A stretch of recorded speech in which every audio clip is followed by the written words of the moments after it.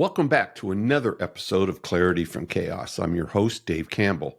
If you have any questions or concerns about what you hear on the show, you can contact me at www.clarityfromchaospodcast.buzzsprout.com.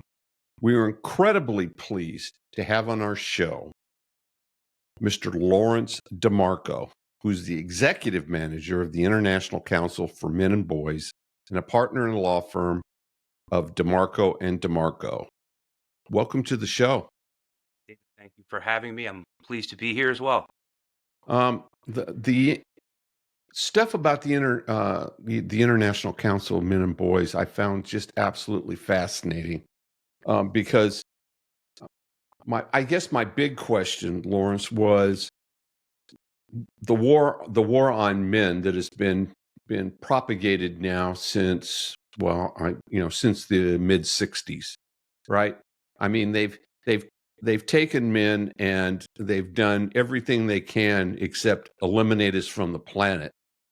And I was noticing even that going through their charter, right? That you've got a smile on your face. Well, it's a great intro. Keep going. I'll going get to through me their later. I'll get to the smile Yeah, I later. was going through their charter about violence against women. There's no violence, against men. And this is the one that, Lawrence, that really gets to me, is the whole debate about abortion has explicitly excluded men from the conversation, completely excluded men from the conversation. And they don't seem to have a problem with that. And I do. I have a big problem with it, because what they've done is they've, in their, and I'm not entirely sure it's Marxist philosophy, Lawrence, but the destruction of the family and the removing of men from the family is certainly Marxist, because Marxists are out to destroy the family. So I'm not going to sit here and say that the women's movement was aligned with the Marxists, but damn it, they've certainly done their bidding if they haven't been. Sure enough, yeah. So I'm gonna kind of open it up at that point to you, sir, and we can go from there. Yeah, thank you. There's a lot to break down there. Yeah. So with your start, let me just say that I saw the war against men later than it was happening. I'm late to the game, but I'm certainly here with a passion and I don't want to say fury, but with a passion. I love this work. I love that Ed Bartlett asked me to join this year. I have been really focused as an attorney. You can imagine, I see it from the family court perspective, and I see he breaks it down into 12 items of Right. male inequality. When you mentioned what we call reproductive rights, we're going to toy around with that in terms of changing terminology, but it's really partly the abortion issue there. Trying to erase men from the family is really part of that's central. Do we want to say it's Marxism or Marxist? Yeah. Go ahead. I was going to say I'm reluctant to pin that title there, but like I said a minute ago, I'll be damned if they're not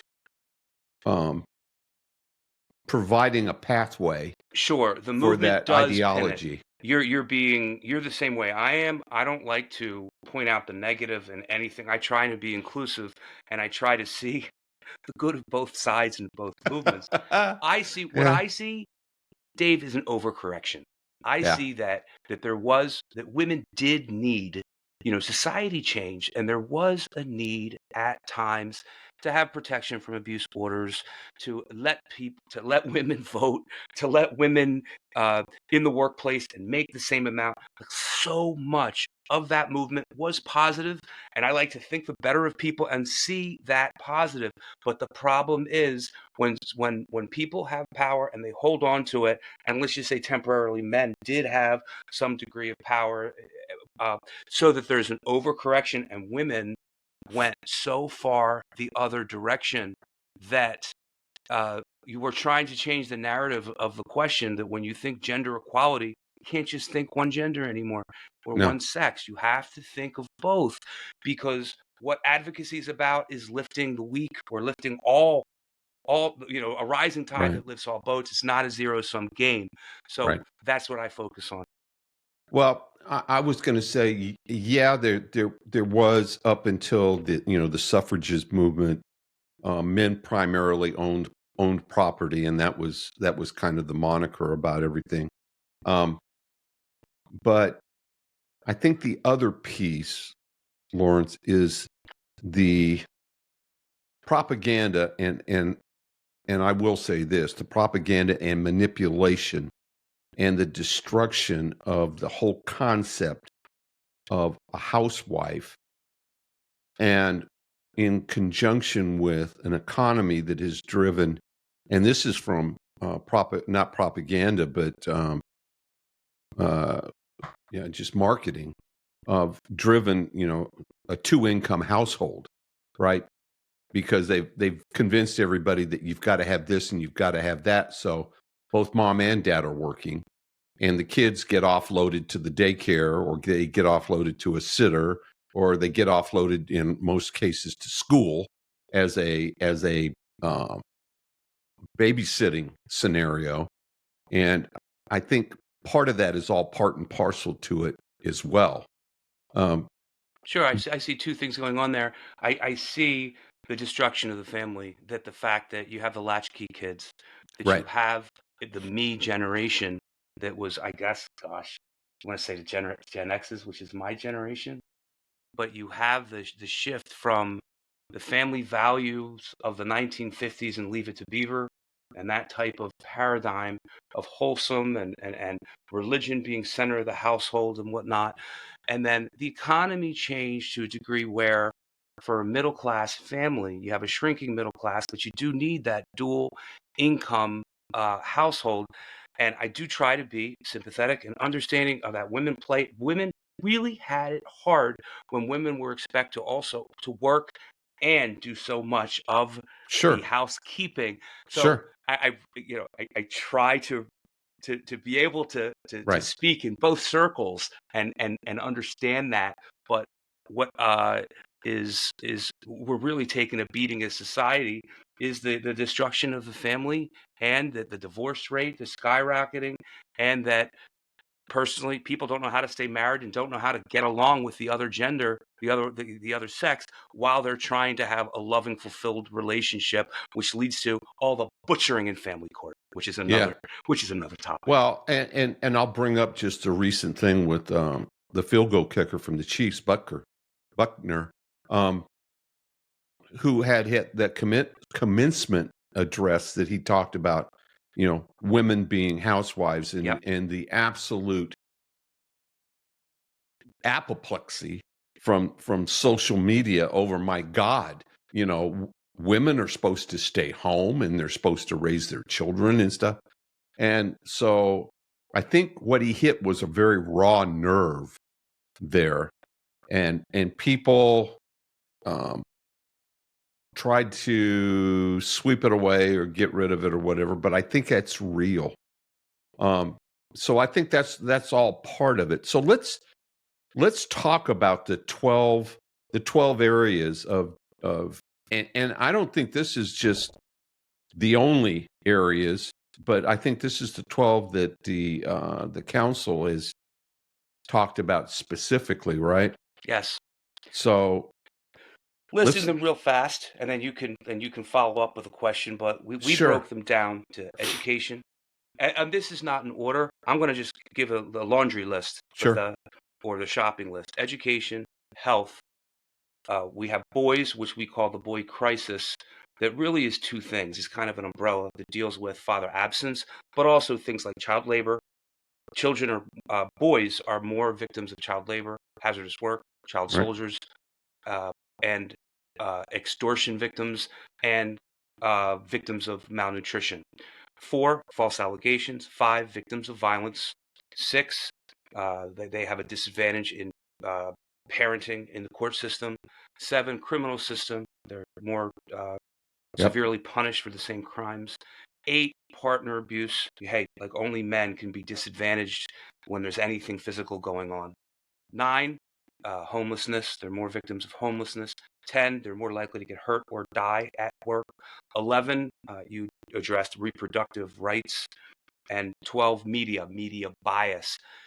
Right. So there the 12 that we focus on. We did focus that they were more victims of extreme weather, which I think we have under health, and we also had that they're subject to draft in all but only men in all but maybe 3 countries, Israel being one, and we had that under.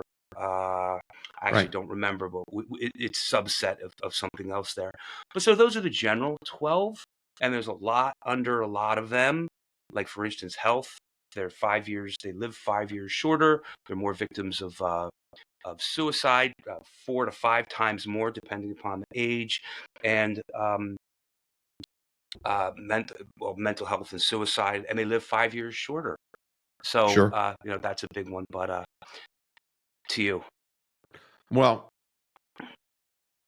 I want to start out with the homelessness, um, which all they do is throw money at it, and there's only a few instances, San Antonio being one of them, that has actually tackled the whole homeless issue and actually probably pushed quite a ways ahead with solving it. Of course, we see every day what's going on in Los Angeles, what's going on in San Francisco, um, but I don't think in general people equate it to being male dominant, right? They just say homelessness. They kind of wash over the whole issue there. And no, homelessness, can include, the vets as well, which are male, right? absolutely. So I had the I did a report on this. So there's a lot here too. First of all, 76% of homeless people, persons globally, are men, number one. And a big solution or a big resource for that is domestic violence shelters.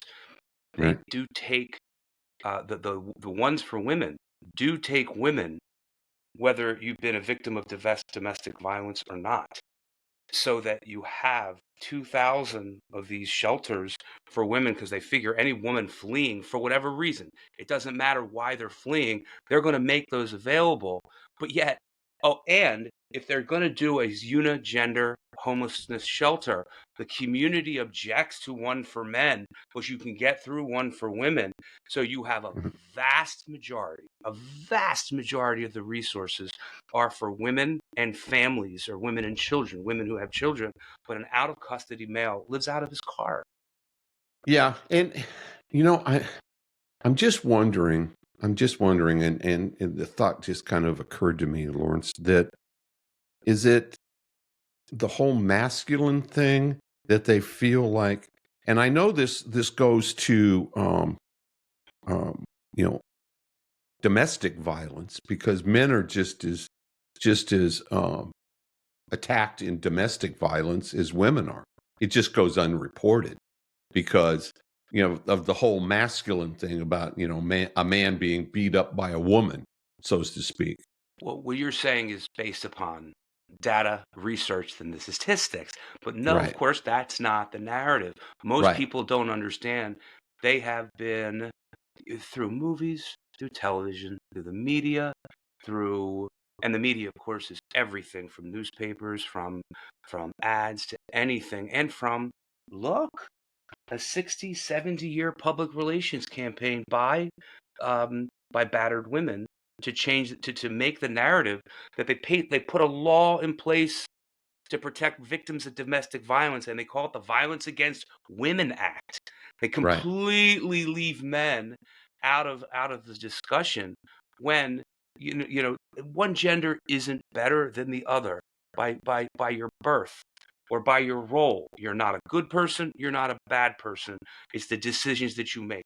But, and this is item number 12 in the media, Toxic masculinity is now a redundant term. When you think of man, you think of bad, you think of disposable, you think of abuser, patriarchy that oppresses women, and with women, you think of good, positive, protect, save, valuable.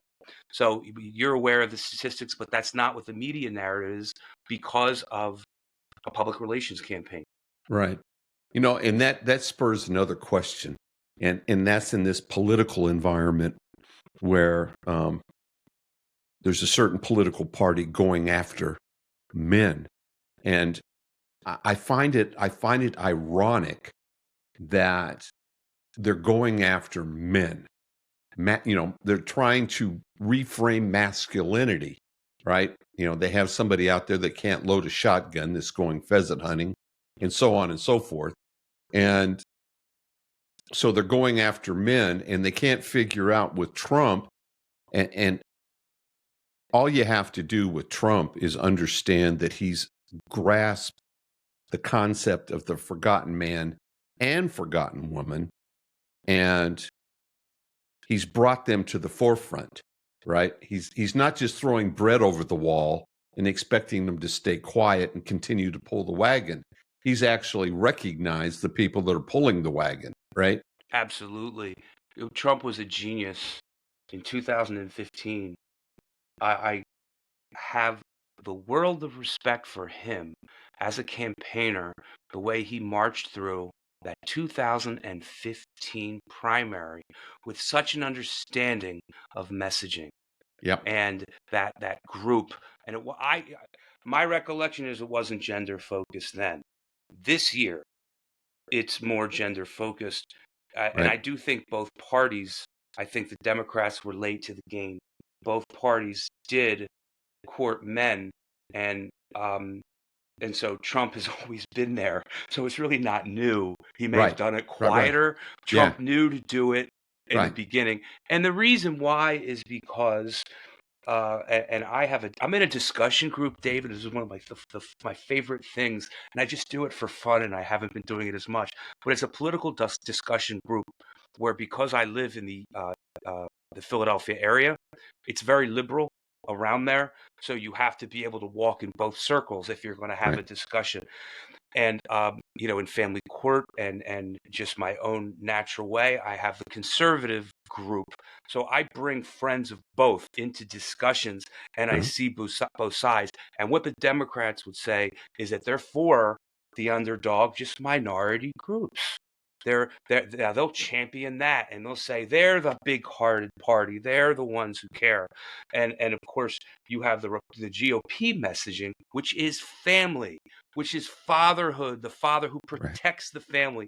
So both mean well, but when you look at the Democratic policy, and this is from Michael Smerconish pointed this out to me with Scott Galloway, and Scott Galloway talks to boys and men. Notice, who are they looking at? There's 16 groups, one of which is women. 15 groups are all something else. But what is conspicuously absent is men. No messaging for white men or men of any kind, whereas Right. women, they're the champion for. Right. Well, when you listen to the pundits, Lawrence, all they talk about is the college educated women and how you have to win them over. They do not talk about, except for a very small group of pundits, they do not talk about working class men at all. They do not That's talk right. about them. That's It's right. always the housewife, the college educated woman, or the independents, and they're the ones that are swinging the vote in this country. That's right. They don't talk about the guys that get up at 6 o'clock in the morning and deliver X, or the long haul truckers, or the carpenters, or the electricians, or the plumbers, or the roofers. They don't talk about any of those guys That's right. That's right. because, number one, they're probably not college educated, God forbid. And number two, quite frankly, white males have been put into a position of a minority. That's right. Now they are. That's right. And which brings me to my next question, and that's the whole Title IX issue around all of this. And my question, I think, Lawrence, is this whole gender affirmation thing.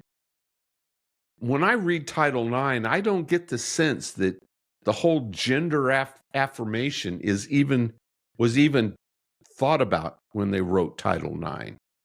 I agree. I agree. That's what I see when I think of the whole Title IX thing. Well, first, what's close to me about Title IX as a member of the International Council is false allegations.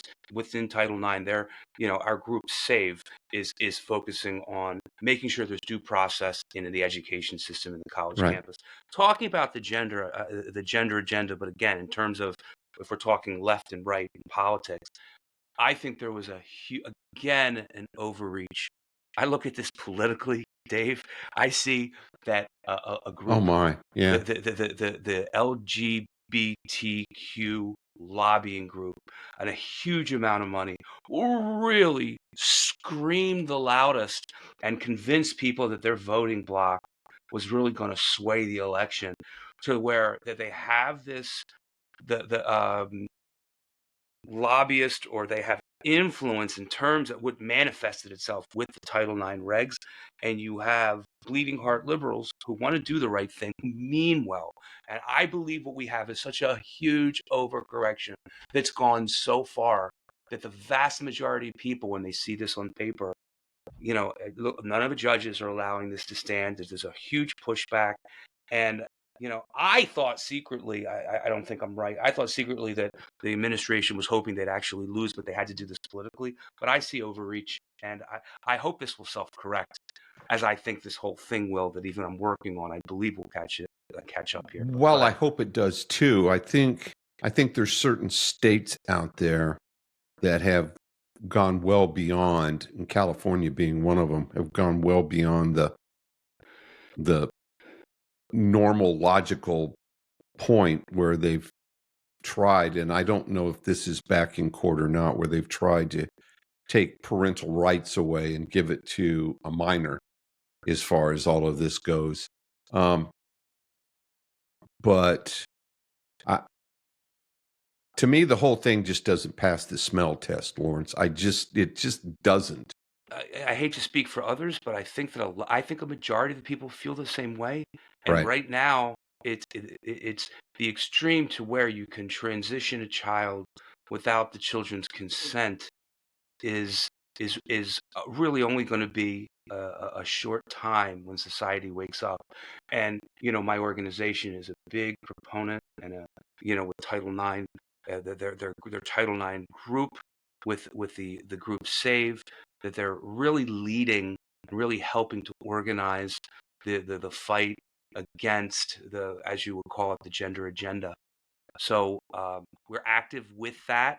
I'm specifically not involved with the Sure. details of that, but I'm aware of it, and that was my take. That I do Well, think it's a winning issue, and I think it's a no, I don't. majority that's in favor of that. Yeah, and I think I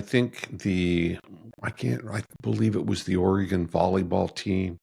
I think there's getting a lot of press where college teams and stuff like that are pushing back on the whole male on a female team kind of thing. And I think, quite frankly, the Olympics put a spotlight on it with that boxing match. Absolutely. And I think Absolutely. people were aghast with how that all transformed itself.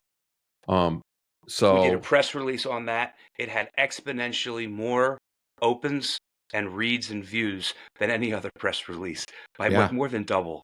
It is yeah. such an issue. So I think you're absolutely right. I'm just wondering, because obviously Trump has already said from the podium that it ain't happened under his watch. And then the flip side of the coin is you have a candidate that's proposing gender surgery for illegals and inmates and everything else. So you have the complete opposite in the spectrum here. as a political science, I think she's stuck with that issue. I don't know that anyone is really trying to purport that. I think when you have so many minority groups, you have one group that again speaks louder, so it becomes part of your agenda. And I think she Right. tries to move away from that at every opportunity, Right. personally, and I feel that.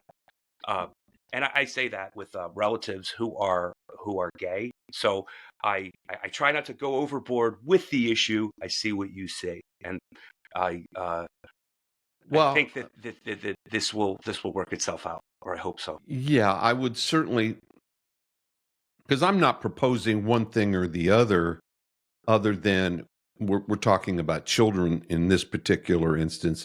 When you become, get to the age of consent, that's a whole different discussion at that point, you know. But when you're talking, a 10-year-old child or something like that, as opposed to a 20-year-old, um, I have to draw the line at a certain point here and let parents take care of their kids. And I think a huge part of the medical community agrees with you as well, Yeah. and they seem to be on that side. And right now, for this election, it's a winning issue for the Republicans, Yeah, yeah, I think and they're so. using it, and they're Well, using it in their messaging, and yeah, rightfully so. absolutely. Let's talk about, and this is interesting, child labor. Um, because there's been some discussion on child labor relative to the broken southern border. I think to the tune of 300,000 plus kids have been lost in the system and presumed to be in some form of poor circumstance, whether it be child labor, sex trafficking, whatever. Um, so, what is the council? Are they treating like these lost kids? Are they is that part of the council's work, or Yes, yes. And just to let your listeners know, if I can just state that our website is at menandboys.net. And of all those 12 that I just listed for you, right? we have all our statistics. We're not just blindly choosing these. Each item of male disadvantage is supported by data, research, and evidence based. Right.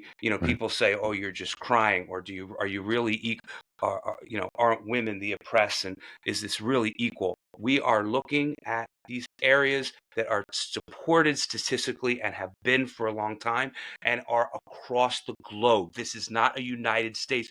You're asking me about the border, which we'll discuss, but this is a global Right. crisis. It's a global crisis. It's not just the United States, and it's because of this is what's reported by global organizations with the UN.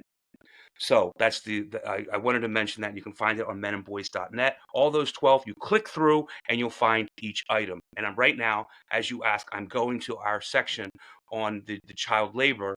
So what this statistic is, we list this as an area of male disadvantage because when you talk about exploitation of youth, you think of sex trafficking.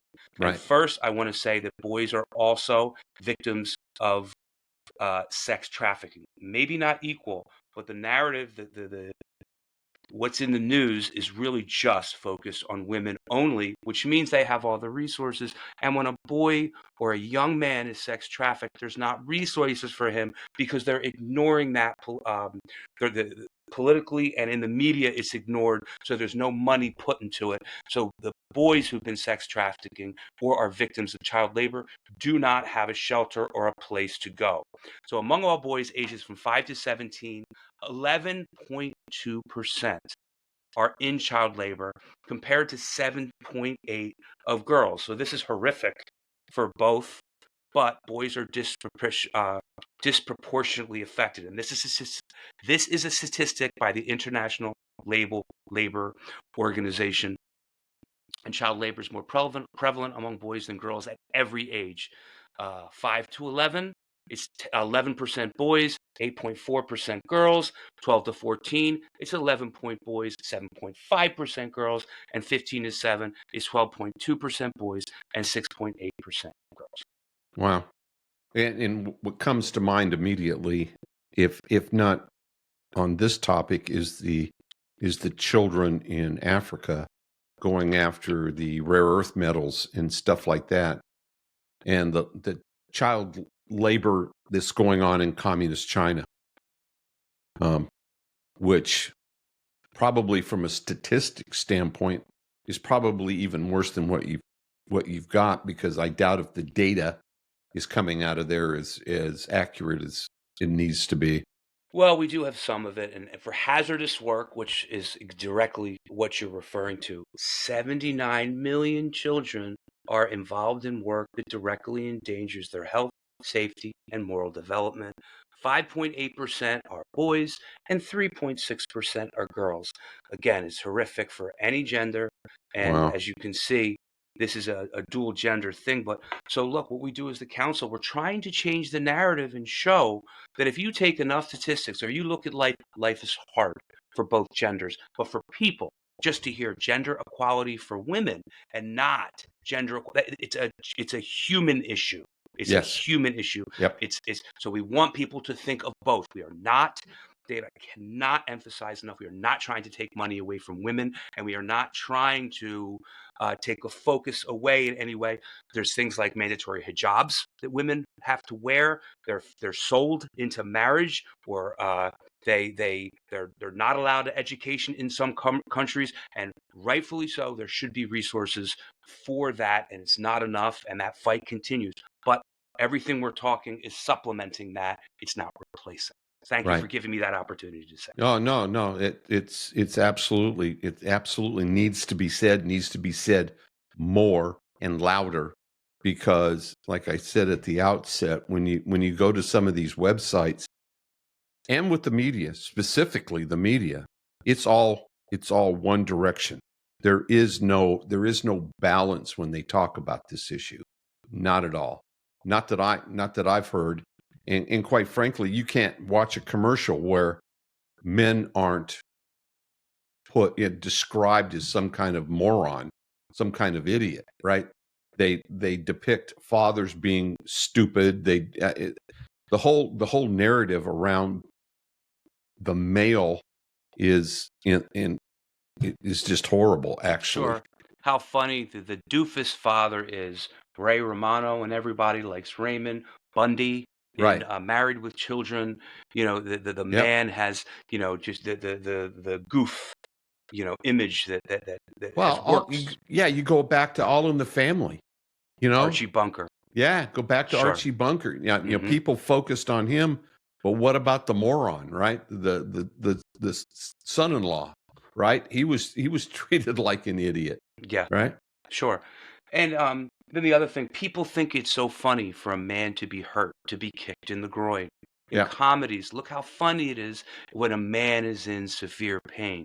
But gosh, we'll never think that's funny if a woman gets hurt. Everyone's, Oh how my awful. goodness, yeah. But that's the whole narrative of the male disposability. Men are taught at birth when you get circumcised. Part of you is disposable. You have to go carry the musket and charge that line and be, slaughtered because you have to defend your family, defend your country, and that's part of being masculine. And that's something that, the men are the ones that are running through the burning buildings at 9/11. They're building bridges. They're digging in mines, and so that's the part, that leadership, that protector, the man who loves his family. That's the role model and the narrative that we're trying to support with the International Council for Men and You know, Boys. it's interesting because I was given a book a long time ago, and the title of it was Iron John, and it was written by Robert Bly. And he talks about the transition from boyhood to manhood, and how the rise of gangs are expressly a part of the fact that we've taken men out of that equation, and there is no transition from boyhood to manhood, and gangs have supplemented the man in the kid's family, hierarchy. And that's the reason that you see all of these gangs and everything else, is because it was a progression because they didn't have that transition point. And that speaks to the issue of father absence in the boy crisis. Warren Right. Farrell's research and other authors, they Right. talk about that if you look, something that's in common with all the mass shooters is father absence, and all gangs. The reason why gangs step into it because there's not a father to show the example in the household. And I'm criticizing, of course, family court when I talk about this because 6 out of 7 or something of custody battles go to the woman. So when you leave the father out, that's when you have the mass shooters. That's when you have gangs stepping in because young boys don't have a role model and they look to the gang leader, they look to the drug dealer to fill that void of Right. meaning when meaning's not there. Well, you mentioned it earlier in the show, Lawrence. Go give everybody the website again that they can go out and find your Thank you. information. Thank you for that opportunity. It's menandboys.net. You'll see the 12 items on that homepage. There's also a pop-up where everyone can put their email and country, and they can get our news updates and our regular press releases. And just one other thing, if I can just say, November is Men's Equality Month, and it's parallel to March's Women History Month. So just like there was a Mother's Day and now there's a Father's Day, there was a March was Women's History, but Right. November is Male Equality Month. So we celebrate that where we raise awareness of these items of male inequality and try and change that narrative and promote this discussion so that which will help both genders. Yep. When both genders are thrive, when men are going to school as well as just women are 3 out of every 5. They're now the majority of college students. Well, who are these women going to marry? So when you support men, you're really supporting the whole family, and it benefits Exactly. the entire society and family. Well, we've been talking to Lawrence DeMarco, who is the executive manager of International Council for Men and Boys. And sir, it's been an absolute pleasure. I enjoyed the conversation immensely. David, the pleasure's been mine. Thank you so much for inviting me on. You bet. Take care. Take care now.